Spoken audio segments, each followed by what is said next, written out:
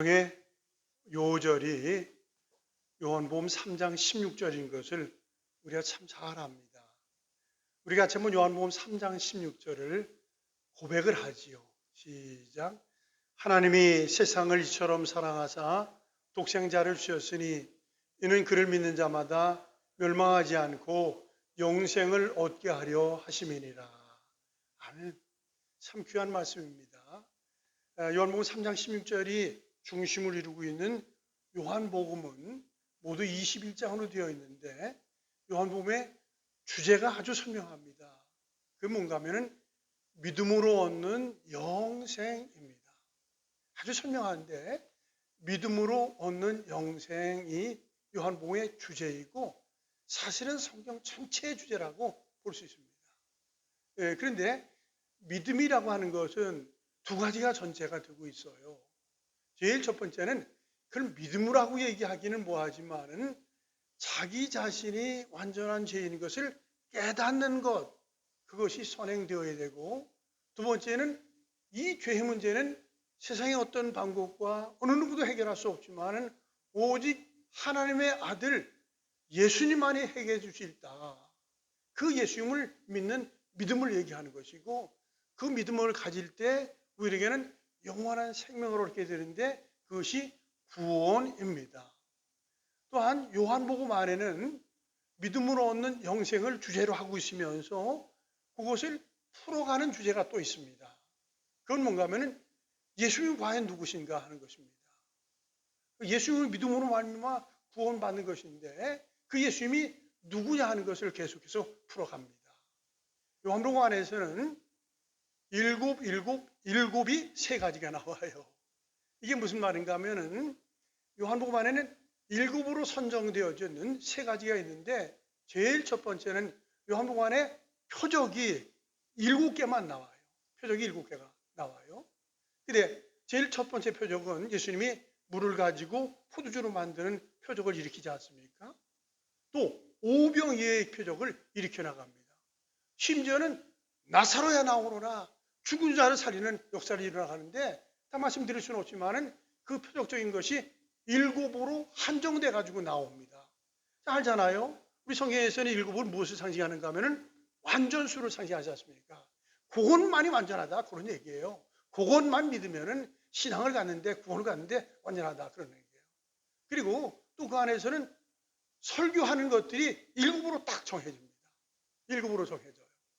그것은 예수님이 요한복음 10장 같은 경우에는 나는 양의 문이니 나의 문으로 통하지 않고는 들어가는 자는 강도의 설도다 하는 말씀을 설교체로 하기도 하고요. 또 요한복음 3장 같은 경우에는 니고데모와 대화 속에서 중생하는 도를 말씀을 통해서 알려줘요. 물과 성령으로 나지 않으면 하나님 나라를 볼 수도 없고 들어갈 수도 없다 하는 얘기를 설교를 말씀하고 있고요. 또 요한복음 15장 같은 경우에는 나는 포도나무에 너희는 가지니 가지는 나무를 떠나서는 열매를 맺어갈 수 없게 된다 하는 말씀을 설교적인 것입니다. 그것도 7이 나와요. 그런가 하면 요한복음 안에는 자기를 계시하는 것이 또 나오는데 그것은 나는 무엇이다 라는 얘기를 해요. 근데 그것이 헬라 말로는 복잡하지 않습니다. 에고 에미 한번 따라서 합니다. 에고 에미. 에고라는 것은 나라는 게 나 자신. 영어로만 I am 하는 얘기인데 나라는 얘기예요. M이라는 것은 이다라고 하는 뜻입니다. 나는 이다라는 게 헬라말은 그렇게 나오는데 그것이 7이 나옵니다. 우리 주보를 좀 잠시 보지요. 주보를 주일날 예배 순서 옆에 오른쪽에 주일 예배 설교가 요약이 되기도 하고 뭐 설교에 도움이 되는 글을 올리기도 합니다. 근데 오늘은 그 올려진 것이 제목이 내가 그러하시니라. 참 그 끝부분을 그냥 옮긴 겁니다. 내게 말하는 내가 그라. 그 문장에 오는데 어렵더라고요. 근데 이제 사마리아 여인에게 그 고백을 하는 거예요. 내가 그라 하는 말씀입니다. 근데 6번째 줄로 가면은 예수님께서 에고에미한 것을 말씀을 요약해서 넣은 거예요.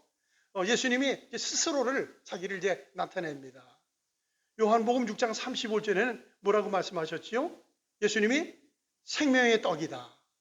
자, 따라서 합시다. 예수님은 생명의 떡입니다.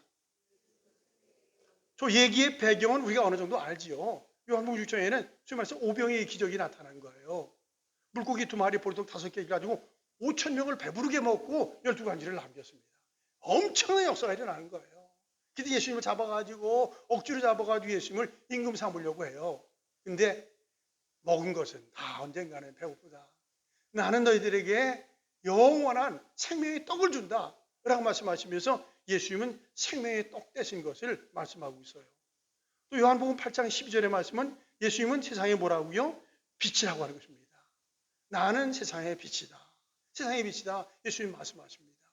참 그래요. 우리가 이런 것들은 다 경험되는 것인데요. 우리가 예수님을 만나기 전에는 우리 속에 있는 어두운 것들을 어떤 방법을 통해서 지울 수 없어요. 마음에 그늘진 것, 쓸쓸하고 허전하고 우울한 부분들을, 그늘적인 것들을 어떻게 해도 해결할 수 없습니다.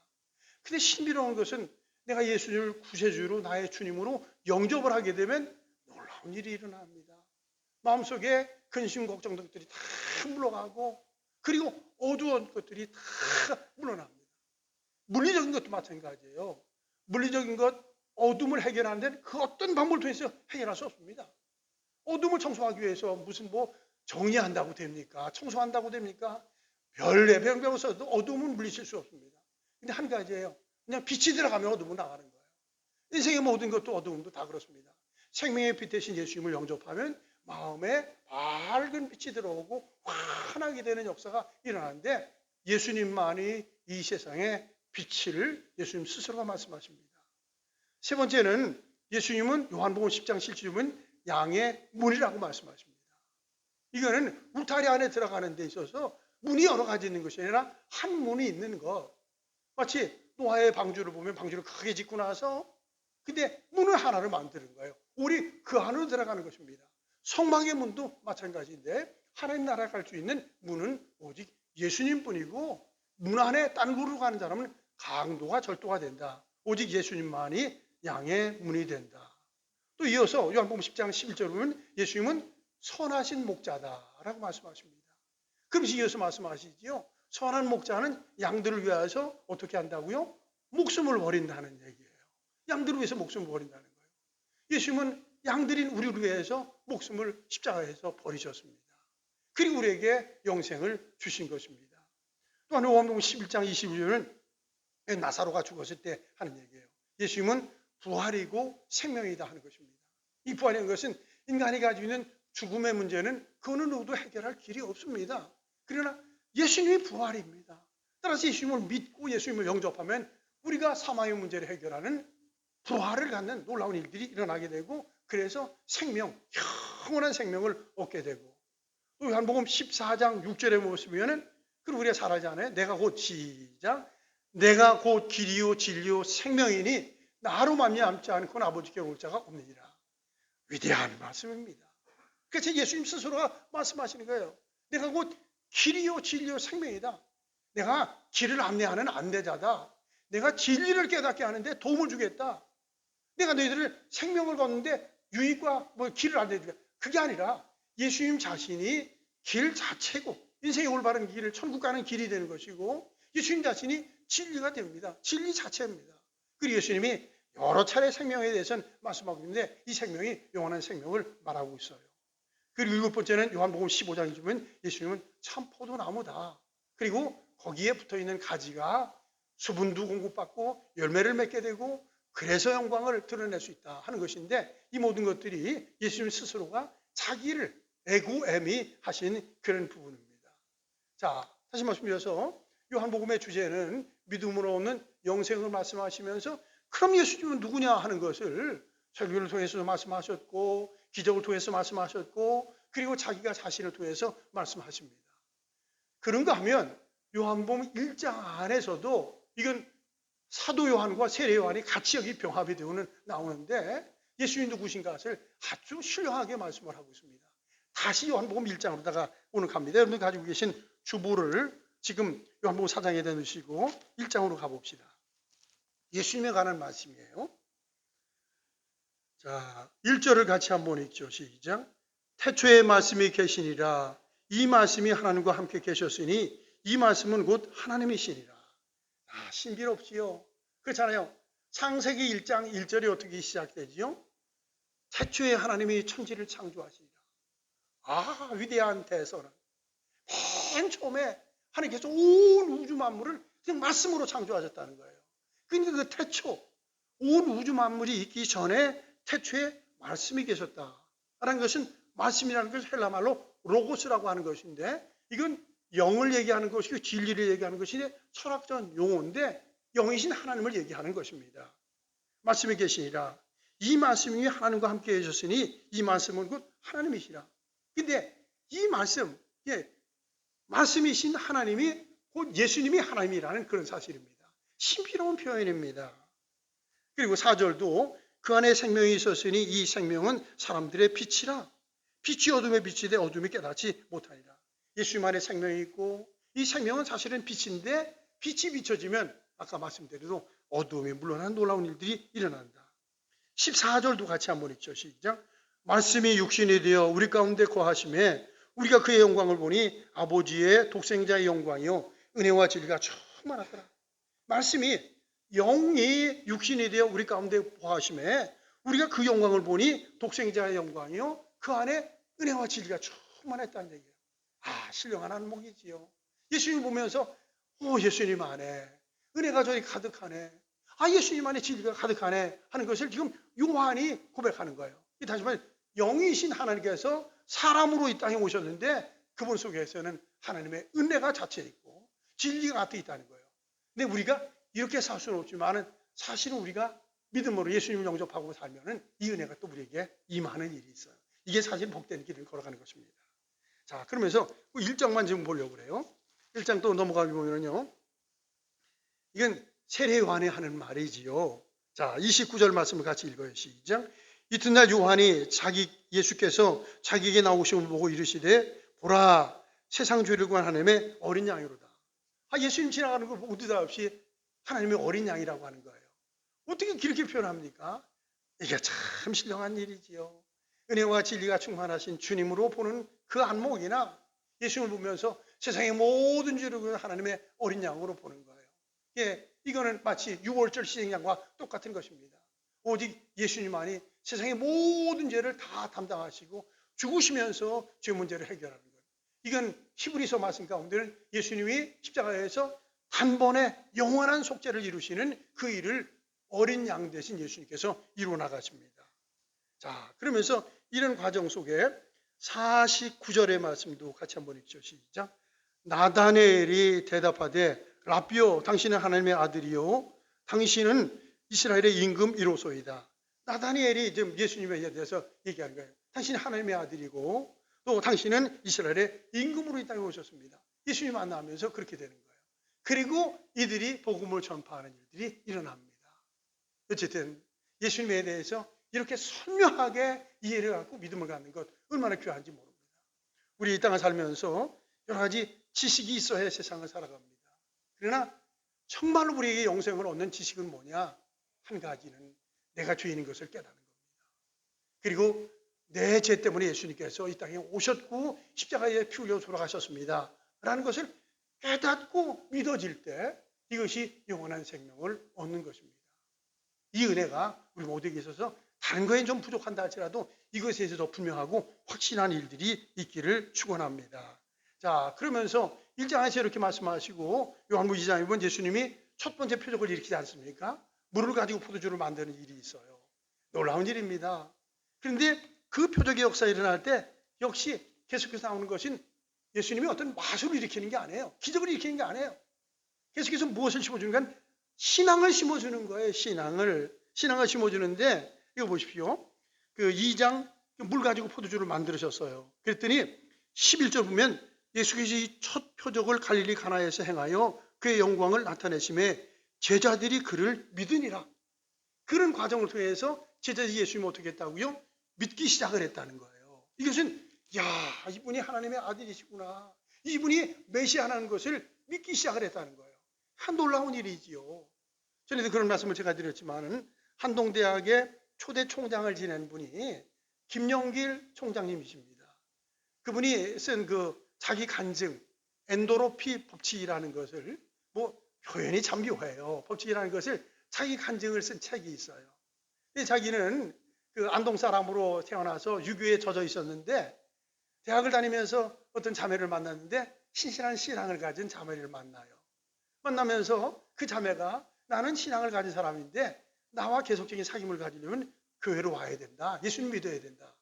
자기는 그 생각이 전혀 없었는데 어쨌든 이 여자가 좋아서 그렇게 하겠노라고 해서 약속을 해서 교회를 출석을 하기 시작을 했고 그리고 결혼까지 합니다.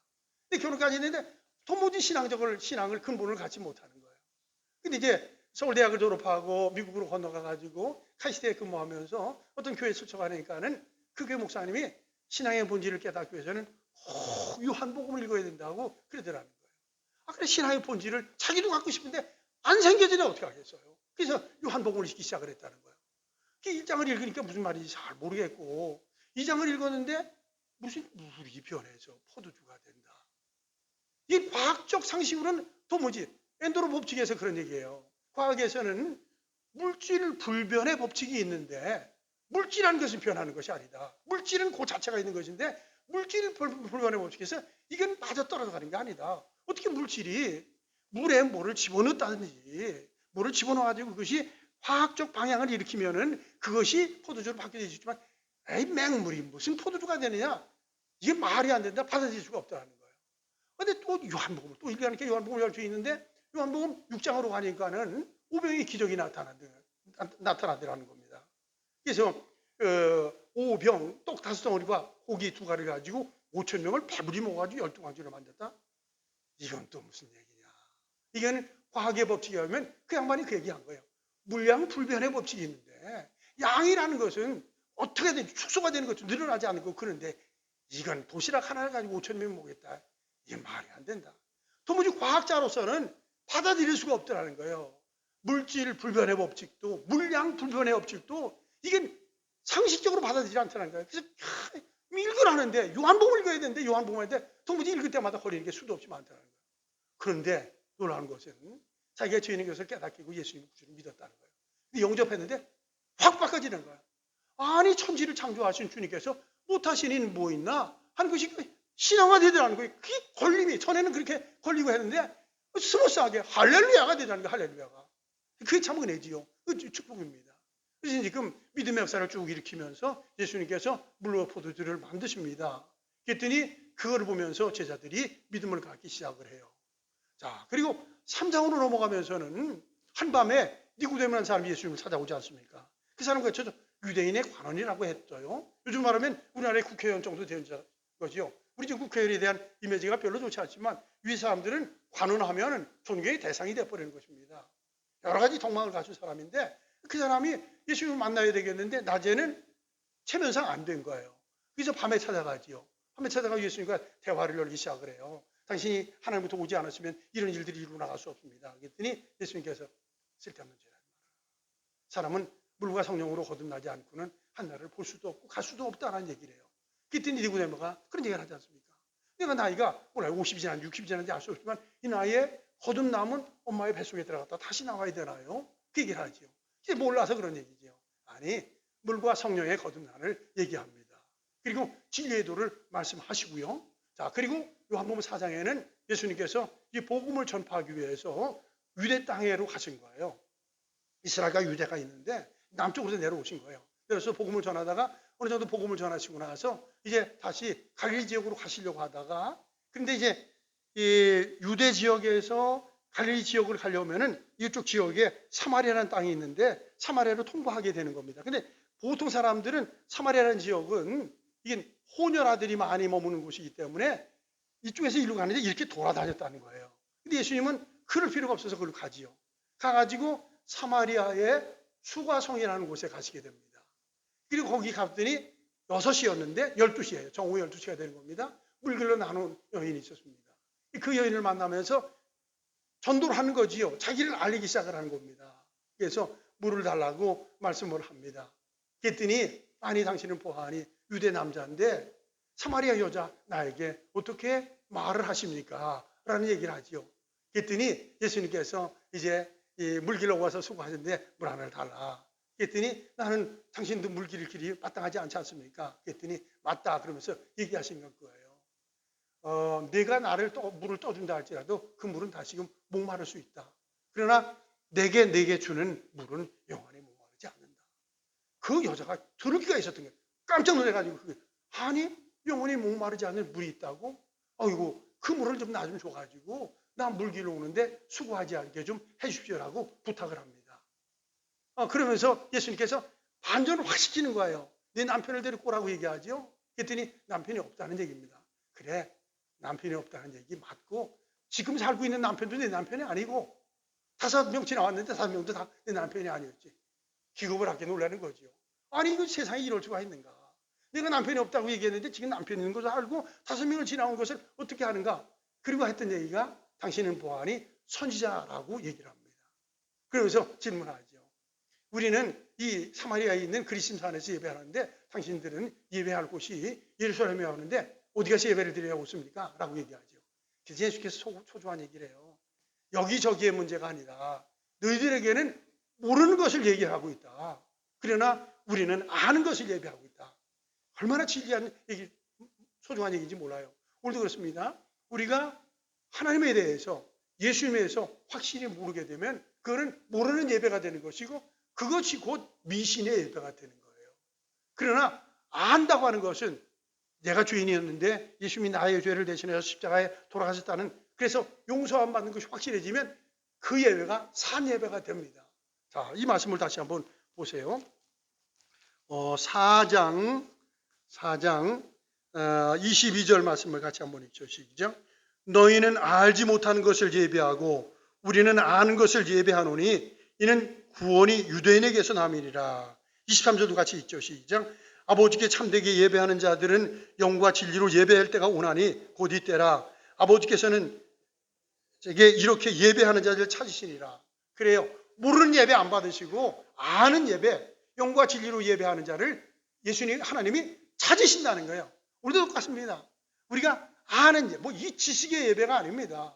이것은 안다고 하는 것은 예수님이 과연 누구나 하는 것을 알아야 되고 하나님이 누군가 하는 것을 알고 성령의 역사가 특히 일어나는 것을 아는 사람이 진정한 예배를 드리게 되는 것이고 이건 지적인 수준이 아닙니다.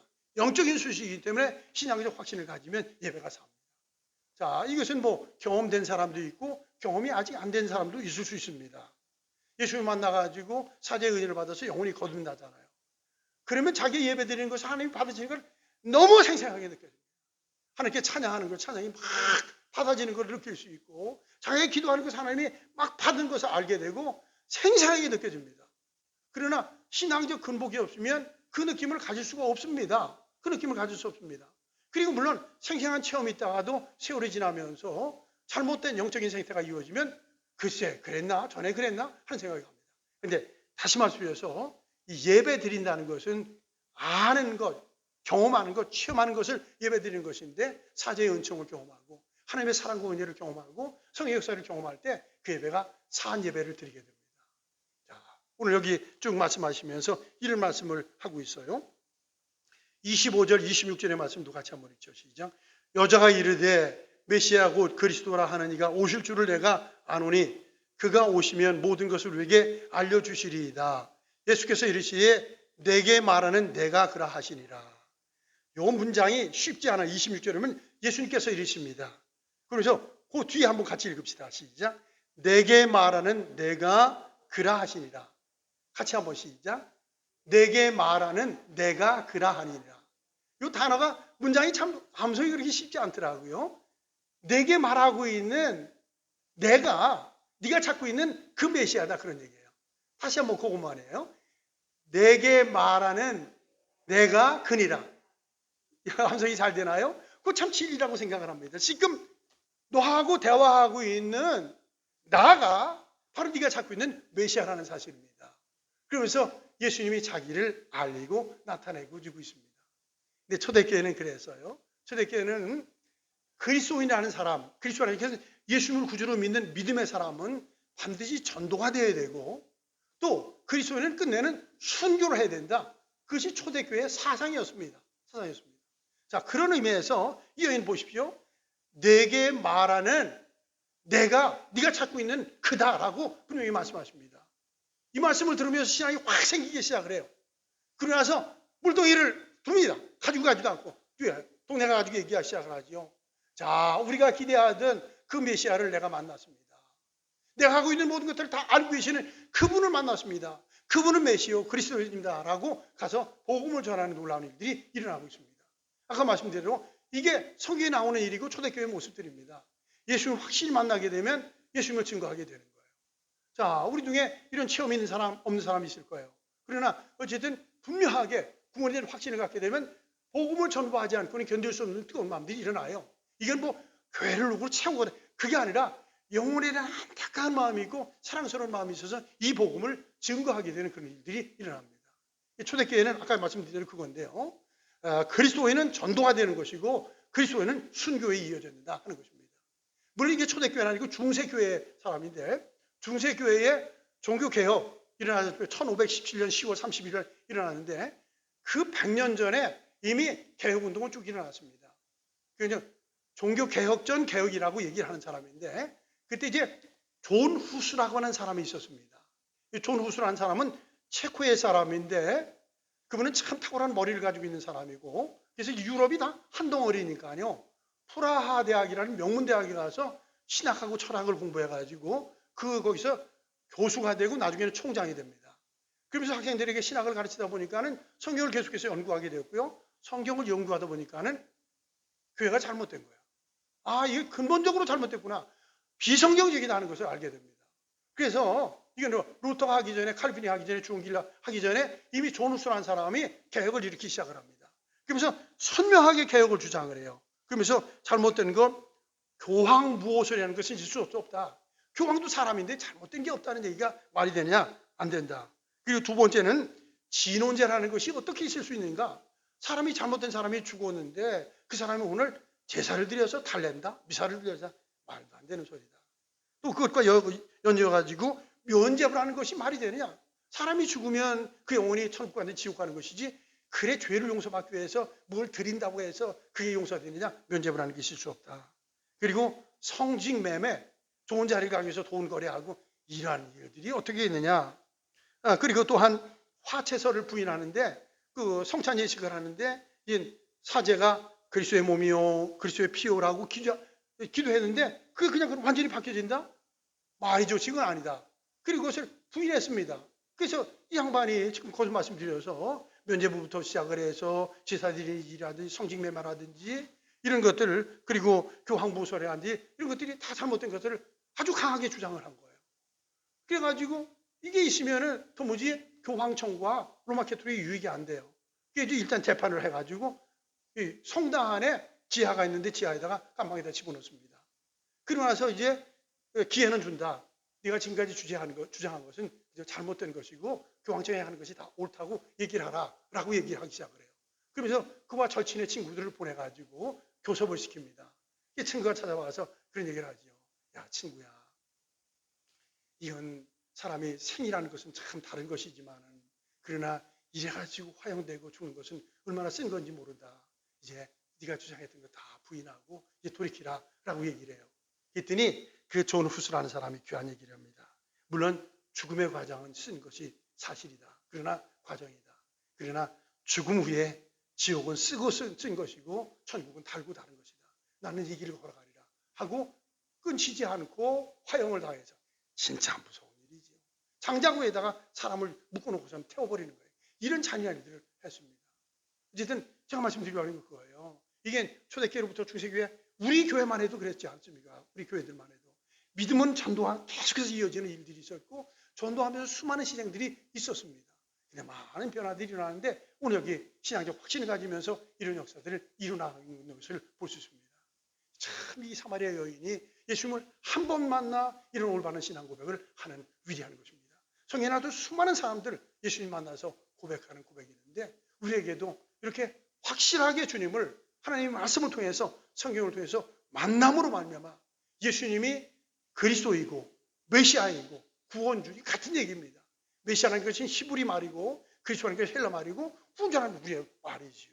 그래서 우리가 이 사실을 분명히 믿음을 가지면서 이 세상을 살아가서 정말로 감격이 있고 기쁨이 있고 그것이 또 전도로 이어지는 놀라운 역사가 있기를 축원을 합니다. 기도하죠. 하나님 아버지 참 감사합니다. 오늘도 저희들이 요한복음 4장의 말씀을 같이 나누면서 수가성 여인, 참 나름대로 행복을 취하기 위해서 남편을 5씩이나 바꿔보고 또 지금도 살고 있는 남편이 도무지 마음에 들지 않고 사람들이 숭숭거리기 때문에 사람이 모여서 물 길는 아침 시간도 저녁 시간도 피해서 한낮에 가서 물을 길는 그 모습, 그 여인의 발자취를 봅니다. 그때 예수님이 그를 찾아가 만나고 그 여인에게 자기를 알려주면서 내게 말하는 내가 그라고 하는 말씀을 하시면서 자신이 메시아인 것을 알려주시고 그 여인이 그 사실을 깨달은 후에 물동이를 두고 가서 복음을 증거하는 그런 아름다운 모습을 보았습니다. 아버지, 저희들에게도 수가성 여인과 같이 확실하게 주님을 만나는 역사, 확실한 신앙을 갖는 저희 모두가 될 수 있도록 주님이 도와주시옵소서. 그래서 어떤 순간에도 우울할 것도 없고 좌절할 것도 없고 다 기쁘고 감격적인 생을 잘 살 수 있도록 도와주옵시기를 예수님의 이름으로 기도드리옵나이다. 아멘.